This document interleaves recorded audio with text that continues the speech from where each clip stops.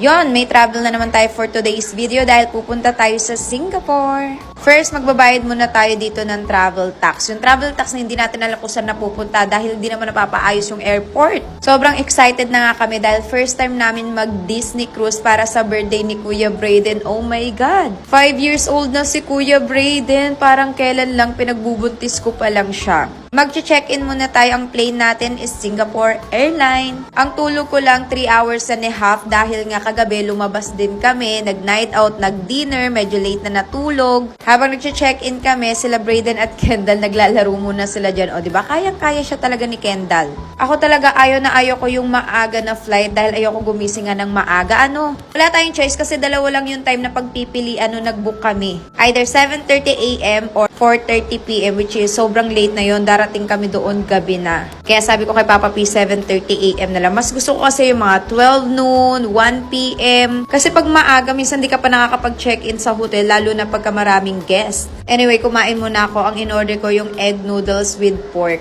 Di muna ako nag-champagne dyan dahil 8 a.m. pa lang yan. So, nag-apple juice at saka water ako and nag-coffee latte. Nanood lang din ako ng movie, tas trinay kong matulog. Pero yung alam yung tulog ka, pero gising yung diwa mo. So, sabi ko, pagdating na lang namin sa hotel, doon ako magpapahinga, iidlip ako kahit papano. Para paggagabi, makalabas pa kami makapag-dinner and night out kahit a little bit at makapaglakad-lakad sa Clarke. Kasi doon kami mag-stay ngayon sa Clarke kasi dati, lagi kami nag-stay sa Marina Bay. So, doon lang kami na-stock up. Gusto ko yung malapit sa Clarke, which is walking distance yung mga inuman, restaurant.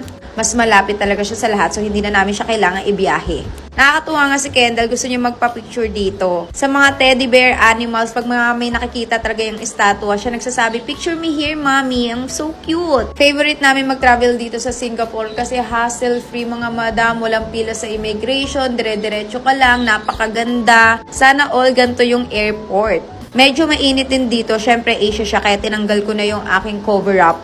Ito yung dati namin in-stayan, dati Marina Bay. Kung titignan nyo, medyo malayo siya sa Clarke. Dapat talaga itong Disney cruise na to, kami lang nila Papa P, nila Kendall family at saka yung angels ko. Kasi si Mama, hindi naman siya nag-confirm na gusto naman niya sumama. Kung kailan ilang linggo na kami nakabook, tsaka naman sinabi niya, ay gusto na lang pala niya sumama sa Disney cruise. Kaya binook namin sila nila Ate Glo ng separate. Pero malapit lang din yung room sa amin. Si Kendall, basta pagkain, restaurant na mamagnet talaga siya. Nagpapabili siya sa akin ng cake na yon, yung vegan. Super cute niya kasi patiently waiting siya dun sa cake niya. Since hindi pa nga daw ready yung room namin, 12:30 p.m. pa lang kasi to. Normally kasi talaga 2 p.m., 3 p.m. ang check-in. Pero madalas talaga nakakapag-check-in kami ng early, lalo na pagka walang guest. Kaso nga lang may guest at saka naglilinis pa sila. Kaya babalik na lang kami doon. So dahil mainit dito sa swimming pool, doon sana kami magla-lunch. Sabi namin hindi namin kaya init, kaya bumaba na lang kami dito malapit sa lobby ng restaurant. Hindi sa akin uso inumin ang tea, kaya nag-champagne na tayo. Yes! Nag-prosecco na tayo. Nag-order na kami dito ng food. Ako, laksa. Masarap yung laksa nila dito sa Singapore. Meron din tayong nasi goreng, chicken. So, kain po tayo. Sobrang inaantok na nga kami. Yan sila Papa, pinakakatulog na sa couch. So, 3 p.m. na kami nakapag-check-in. So, buti na lang ready na yung room namin para makapagpahinga naman kami konti bago kami lumabas at gumala later. So, here's the room ng mga kiddos. Tapos, dito naman kila Mama at saka kay Papa. So, dito rin matutulog si Ate Glo.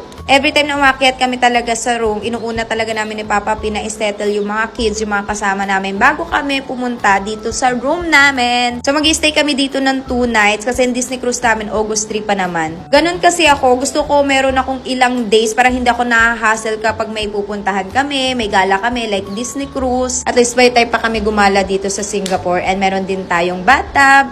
Ako yung tao na hindi talaga ako nagnanap kasi gusto ko i-maximize talaga yung oras ko sa paggagala, enjoyin ang country. But sobrang pagod ko kaya kailangan namin mag-nap kasi wala nga kami masyadong tulog para naman meron akong energy pag lumabas kami later tonight. 6 p.m. na ako nagising, bumangon na rin ako para makapag-voice over, makaligo at makapag-ayos dahil lalabas kami ng mga 7:30.